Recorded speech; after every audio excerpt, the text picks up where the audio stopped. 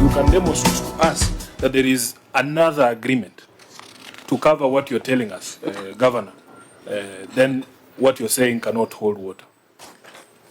The section that Senator Meadow read is that we terminated the contract, but there were some little responsibilities that were left on our side. But you know, it's not little responsibility. Governor. There can never be little responsibility. Order, members, let's process our comments through the chair so that Chairman, if you allow me, because he has referred to me. Okay. It cannot be a little responsibility. 4.1 says that the responsibility is only one responsibility, 100,924,000. There is no other responsibility that was left in the hands of the county. Chair, through you, Chairman. I just want to know, you know, everything is now boiling down to legal issues. Yeah. And I want now to turn to the professional involved in this matter, the county attorney. Did she render an opinion or advice to the office of the governor on this entire transaction? Because I can see the agreement is drawn by the office of county attorney. So, Governor, were you given any written opinion by the office of the county attorney, including compliance with Article 187 of the Constitution?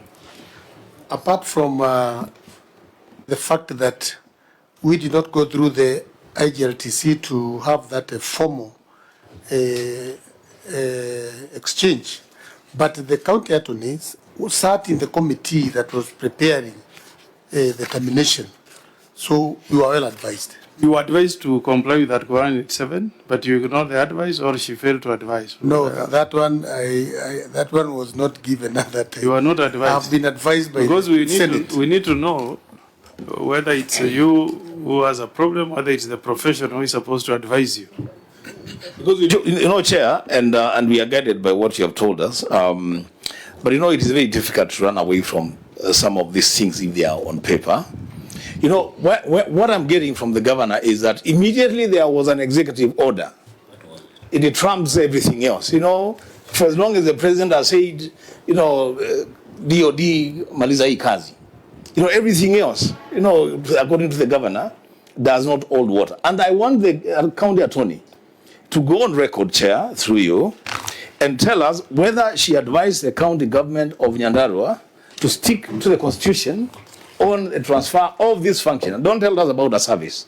Whether there was advice given to the county government executive to stick to the law. In addition, Chair, because this thing comes back to the legality of this transfer, the county attorney should convince her, because I am surprised that she argued that this was transfer of service as opposed to the function. What were her basis that she said that this was a service instead of 187 in transfer of sanction? And finally, Chair, did at any point, because now you are bringing in the national government through the Department of Defense, did at any point Governor and maybe the county attorney engage with the office of the Attorney General of the Republic of Kenya? I yield back, Chair. Thank you. Okay, let's allow the county. Chair, to help the county attorney. We need to allow the county to respond. Yes, we have done a lot of talking on our side. To refer to our own document, this 16.2, it says that each party hereto has received independent legal advice regarding this agreement. What advice was rendered to the county executive of Nyandarua? Okay, proceed, please. Thank you, Chair. I will start with a question about the transfer functions. The way we saw this agreement, it was not necessarily a transfer of function or service, but what we were getting from the national government was infrastructural support to enable us complete the project of the JM hospital. So it was not, we didn't see it as a transfer of function or service. Was it conveyed in writing as a professional opinion? It was oral advice was rendered. Did the procurement, okay, there's another profession that is required to do a professional opinion. That's the procurement people. Yes. Did they do a professional opinion? The director is here, she can. Was there a professional opinion preceding? Well, that's her responsibility as as a member of the legal profession, the other member of the procurement profession also has a duty to render a professional opinion before a contract is terminated. Was there a professional opinion preceding that termination? I thought someone introduced themselves as head of procurement.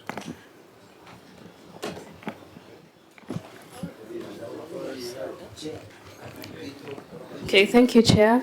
The issue was not taken as a procurement issue and more of Termination of a contract. Termination of a contract. We have here termination of a contract. That is not a procurement issue? What was it? A political issue? Please, professionals.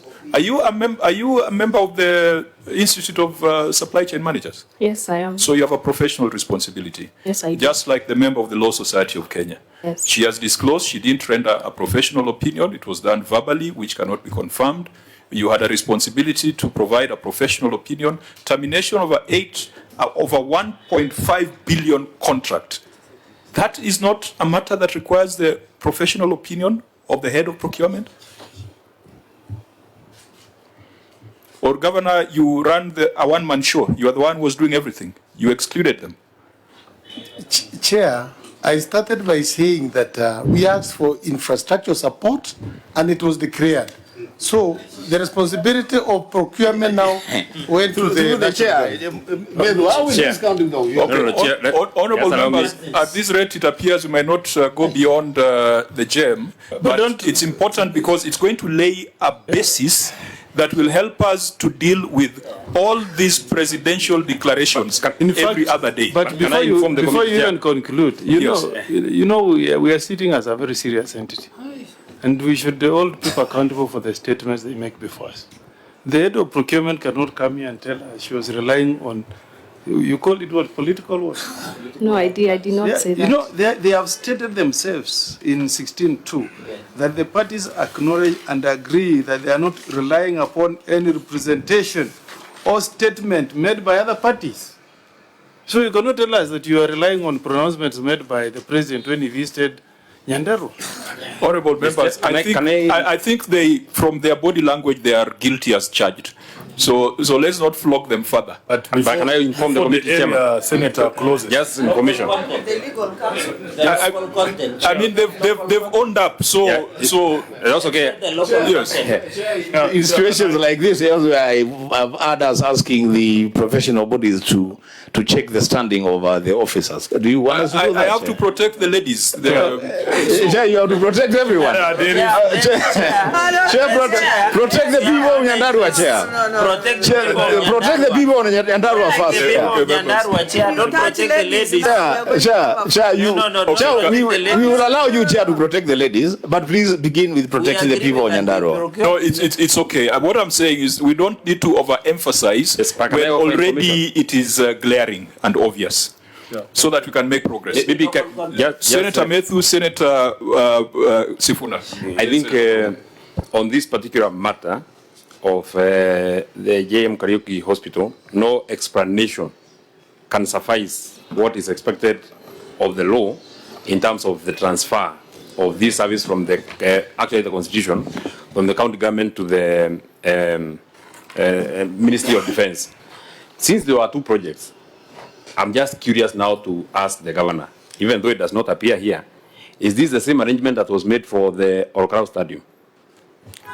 Because I also think it was also transferred to the Department of Defense. Yes, and as advised, we will act on Article 187. Okay, Senator Sifuna. Chair, before you launch Operation Linda Warembo,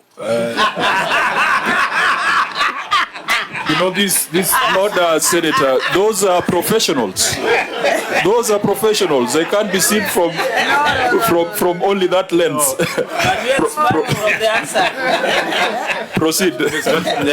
I need to explain to the county government of Nyandarua why this issue is very important. If you had named this institution after a local hero in Nyandarua, there would not be as much scrutiny as with the gentleman whom you chose to name after this hospital. Governor, you know that even the institution that I am still in charge of as SG has a very close relationship with that family called JM Kariuki's family. So you can expect scrutiny. And please, such a big name should not be muddled with scandal and controversy. Show respect to this national hero by doing things the right way, so that we avoid all this controversy. We would like to see, if you have taken the advice of this committee, let us see that agreement with the national government in the next few weeks. I think the chair should be able to pronounce themselves on these things. And we want transparency. We want transparency in the construction. Let that name not be soiled by failures with the procurement professionals and the legal team. Yes. Yeah, thank you, Chair. Okay, members, we agreed on timelines. We agreed on them ourselves. So the facts have been laid bare. It is our duty to give recommendations and give guidance, and also to define how we are going to deal with the other issues that have not been addressed. Yeah, so, 30 seconds. Senator Chirate. Yeah, what we are saying, Governor, it is not wrong to request either vis-a-vis. We have seen even counties that are doing national government functions. But what is not wrong to request for support either way from county or national government. But what we are requiring of you is to follow the law, to follow the due process of the law. That is what the committee is just saying in simple terms. But I don't know, Chair, after Senator Sifuna talks about Linda Warembo, I don't know whether we'll invoke the same punishment we normally do to professionals. I don't know, maybe you'll guide us on that. Because that's the standard procedure. The rules are standard. No. With all due respect, there's nothing like Linda Warembo here. These are professionals and they are here in their capacity. If things went wrong, they have gone wrong. They need to be corrected. But the statement of Linda Warembo here, these are not ladies on the only thing we are doing is Linda Ground, not Warembo. Ground.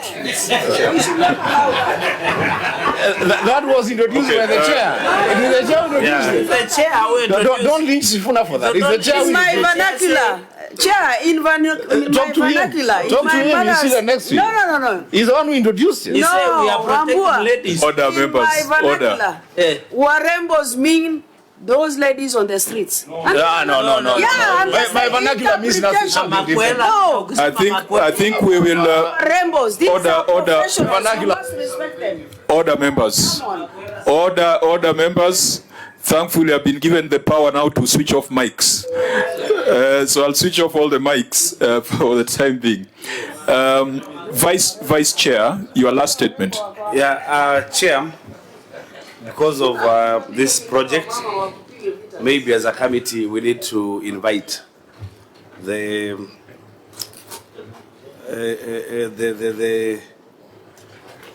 AG to come and give advice, because there are so many projects through presidential edicts that are being taken over. So we need to know the framework of that working, so that if it is they are working at Article 187 or 189, we need to get to know, so that at least the money expended for the counties is safeguarded. We need to really maybe get some professional advice from the AG, so that money that is spent for the counties is not lost along the way. Thank you, and I think you brought it to the right position. Even before we go to the AG, we've got a very competent legal team internally. I see Juma here. Some of our legal staff are now judges of the Court of Appeal. So we'll first do our internal advisory, so that we can distinguish between this thing of service and function. Whether there is anything in law called transfer of service. Add Senator Metu is now a first-year law student. Order, Senator Charake. Okay, I think let's go back, because our way forward needs to be clear and uninterrupted. There is nothing wrong with the national government expressing intent to assist a county government in achieving flagship projects. It has been done in many other counties. So let it not be reported that this Senate is recommending that you reject the help extended by the presidency or the help extended by the DOD. That should not be the position. It has happened in other counties. I think the people of Nyandarua will not take us seriously if we sit here and say that perhaps there should be termination or there should be some stay of this project that is associated with a name that we hold dear, as Senator Sifuna has said. The only thing that you must ensure happens is that the process is lawful and the entire operation is prudent, because those are the two things that we look at as a committee. This project was initiated in 2021, initially at a contract price of 1.46 billion. Along the way, you varied it upwards by 8.7% to 1.597 billion. It should have been delivered by 2024. We are in 2026 and it is still not delivered. So far you have paid 615 billion, but it is not complete. If you want the help of the DoD or the national government, we must go back to the meaning of Article 187 and the provisions of the Intergovernmental Relations Act to ensure that that transfer is lawful. If in your view this is a service, because if you say it is a service, it's as if it's a procurement. I don't think you procured the national government. I don't think you procured the DoD. You transferred a function. So we will have our internal interpretation. Let your advocates go back and rethink. And I think your county attorney should go on record. Her advisory must be on record so that we are holding her to account on what has been put down. We would like this project to be completed because it is of value, it makes sense, but let it be completed lawfully and prudently. Honorable members, we had many, many other projects in this report. If we did not accept the governor's request at the beginning of this meeting, we would have gone on to look at the other projects and the other financial management issues in this report. But because we indicated that the governor had shown goodwill by coming, rather than staying away completely, we agreed that by 12, we'll take a view on how far we have gone. Even though we have dealt with just 3 issues, one of the issues relates to 50 to 80% of your total expenditure, that is pending bills.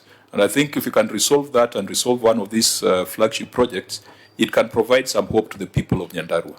However, there are instances of breach of law. There are instances of loss of funds. There are instances of misprudent application of public resources in this report. They cannot go unchallenged. They cannot go untested. Therefore, honorable members, I believe that between now and 30th of March, there is sufficient time for us to reinvite the governor of Nyandarua so that we deal with those residual matters. I think that's the only way we can allow the governor to exit so that he can catch up with the other obligations. Governor, I hope you have not changed your mind about the coffee meeting. It looks like you need the coffee. Fine. So in terms of closing remarks, I will ask the governor to make closing remarks, if any, and then we'll donate our time to Senator Methu so that we don't make it too long. Honorable Chair, I want to thank you, in particular the senators and everyone, for understanding our predicament. I also want to really thank you for your input, issues to do with Article 187. I know we have so many other projects, like what Senator Methu have talked about, the stadium, which whereby the national government is also supporting us. So we are going to sit with my attorney and the procurement team so that we can clean up all those records as per your advice.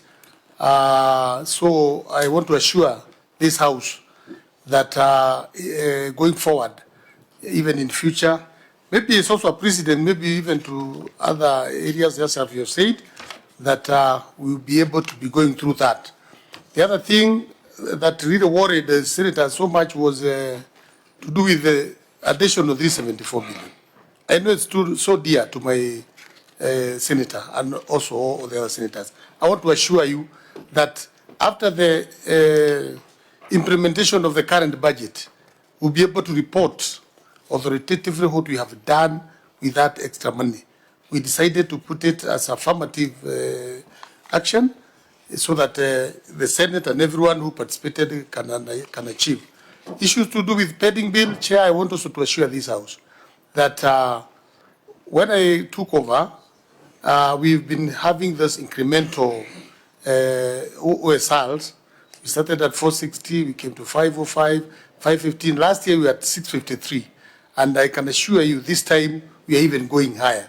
That is one way to tell the Senate that we are going to reduce the pending bills. It will not be at the rate at which it appears there. As we are growing OSR, we will concentrate more with the clearing of the pending bills. So that I want to assure that. Otherwise, I want to add by saying thank you very much, and we advise as you have advised. Yeah, so as Senator Methu closes, for avoidance of doubt, this transaction, we are not saying you stop it, we are saying you regularize it. Yeah. Yeah, let it not be reported that Senate has asked the county government to stop the help coming from DOD. What we are saying is you need to regularize it. Yes. Senator Methu. Thank you very much, Chair, and I want to thank my colleagues for spending quite some time to look at the books of account of Nyandarua County. And I want to hold the words of the governor under oath, and it gives me some comfort that he said about that in the coming supplementary budget, we shall be able to get a view of the affirmative action money of 374 million. I think that gives comfort to all of us. That gives comfort to me because I know and I think this money will go a very long way in ensuring that we try and catch up with the others. That's why the other counties were donating some money to us, and it will even give us impetus as the members of the counties, small counties. We call ourselves the caucus of the small counties. The 12 senators who have a reason to go and tell the other senators that we still need this money even when the formula comes for one more time. Maybe finally, and I know I will run the risk of, I don't know how to say this, but maybe, and it is my position, Governor, that the Senate would not have any reason to stop the national government from supporting counties. I think, in my mind, maybe the reason why you are very, very quick to ensure that you transfer this completion of this block, the JM Kariuki block, and the Okrao Stadium, from a presidential proclamation, is because we have seen so much of the kind. And since none has commenced, maybe this one that looked like it can commence, you started it very quickly so that it does not get lost in the other many proclamations that have been made by President William Ruto in Nyandarua. Many of them have never started. If there is one that can start, let it start, but regularize it so that it is completed within the law. This is not little money. 988 million would have been a very huge burden on the county of Nyandarua. Maybe finally, having gotten these kind of reliefs, because you had budgeted 100 million for JM Kariuki Hospital, I imagine that you'd have budgeted another 100 million in the next financial year. Why don't you get this money and then still ensure that this money goes to the Department of Health so that we don't divert this money and use it for other purposes, and then it defeats the reason why the government was helping us, because they helped us because we don't have enough. Ensure that this money that was meant for this JM Kariuki Hospital, even if it does not go to JM Kariuki Hospital, it goes to the Department of Health, so that you can be able to make our medical services better. You can be able to ensure at least people can feel that there is some burden that was on the county that has been taken by the national government, and they can actually see and get better services. Maybe finally, Chair, I'll be very excited to have the governor appear before us again to look at the issues on our own source revenue, because I would want to see how it has grown. I now know we have a new system, how it is working better than the system that we had, how it is growing, because, you know, Governor, even as we push money from the equitable share, you have to also push from your side. It can't be that when you joined the equitable share was 5.6 billion, it has now grown to 6.5 billion, but the own source revenue is growing within very marginal rates. It must commensurate. And you must also share among it yourselves, Chair. It can't be that one county is reporting that they have grown their own source revenue with 500 million, and another county is growing at 300 or 30 million. There must be something very wrong with these counties that are growing their own source revenue within marginal rates. I want to stop there. As you can actually see, Chair, I'm actually a very good man. I'm actually a very, very good man. I'm a very well. There was no doubt. There was, there are some people who actually accuse me of being cantankerous. I only want a good country. Just the same way I'm speaking about Nyandarua is the same way I would want a good country, and those are the things that I say on top of the cars. It's only that sometimes I use a language that is not very friendly to Senator Chargei, but it's the same thing that I'm saying. I am happy that today you didn't point at the governor. Wewe badilisha. Wewe badilisha. I think just to tie it up, the senator has said something. I think it's something you need to reflect on, Governor. We don't need to respond to it. You will deal with it when you come back. Now that the national government has taken the burden away from you on JM Karaoke and the stadium, what are you telling the people of Nyandarua that the money that you would have used on the stadium and on JM Karaoke, where else are you putting it? Is it going into mandazis? Or is it going into payment of pending bills? Or is it going into alternative flagship projects? If we had time, we would have interrogated that. But when you come back before us, please have that question in mind so that we can provide that assurance that the burden has been lifted, but the Senate still sends the money, and so you are putting the money in another sector to improve lives and livelihoods. I hope in our next meeting, which shall be by invitation, not by summons, because you seem to have fairly good manners. You come when invited. So at our next meeting, which should be by invitation, I hope you can address us on that. Though if you allow, in a half a minute.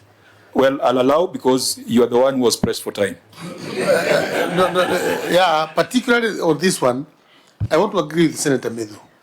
You know, in Nyandarua, at this age, we only have 2 level 4 hospitals. That is JM and engineer. Actually, the reason why we are really pushing this one to be completed in good time, it will be our first level 5 hospital. What we have done, we have given money to 4 other hospitals, health centers, to uplift them to level 4s. That is Babu, Manunga, Ndaragwa, and Chamuka. So, in fact, it captures the inspiration of my senator that we want also now to upgrade other... Governor, those ones you mentioned are in this report, and they're reported as told. So, come better prepared next time. We adjourn, the meeting is adjourned. We'll communicate the date.